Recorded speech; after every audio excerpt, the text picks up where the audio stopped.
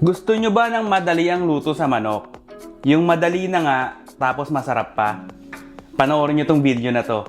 Promise, magugustuhan nyo to. Po, grabe ang sarap.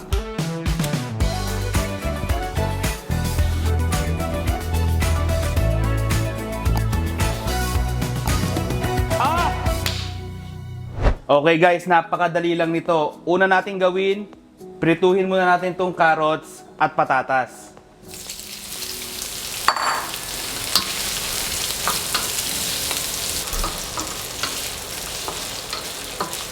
Kapag medyo nagkaroon na ng kulay brown, pwede nyo nang hanguin yan. Tapos isunod na natin tong bell peppers. Mabilis ang prito lang to guys.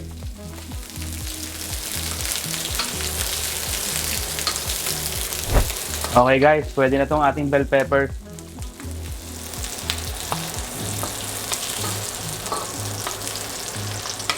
Mag-isa na tayo ng onion and garlic.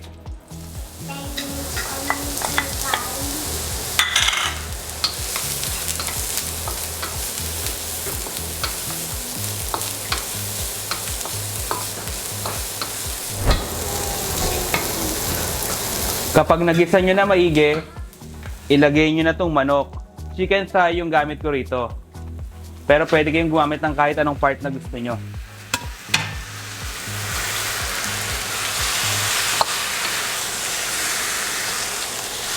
Haluin nyo lang maigi to guys.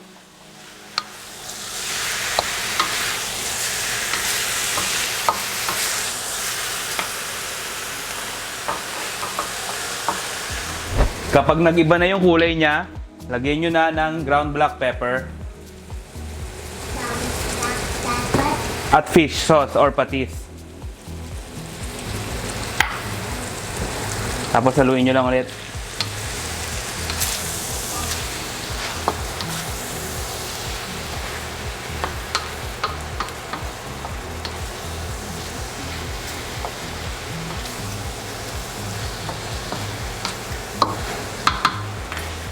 Tapos ilalagay na natin tong pineapple juice.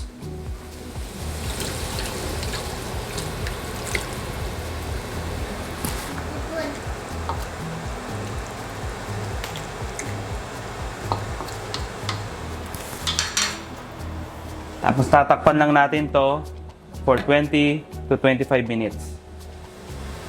Okay guys, after 20 minutes, pwede na to. Lalagay na natin yung ating gulay.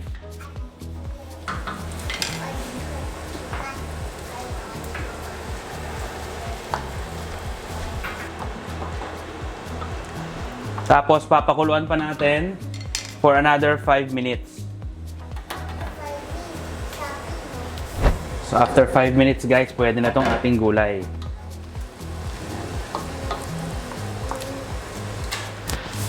Lagay na natin tong bell peppers.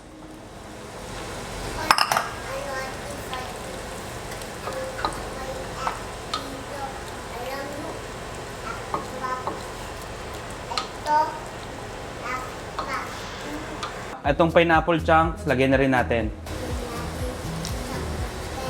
Tapos pati yung evaporated milk.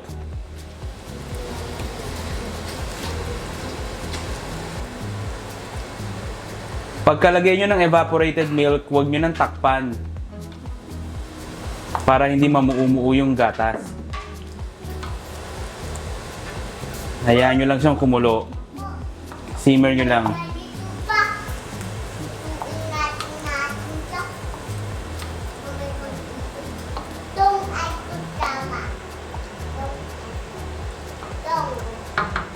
Okay guys, tapos na to. Kaya titimplahan na natin ng fish sauce or patis.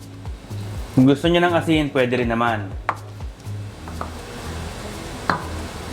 Haluin nyo lang ng konti.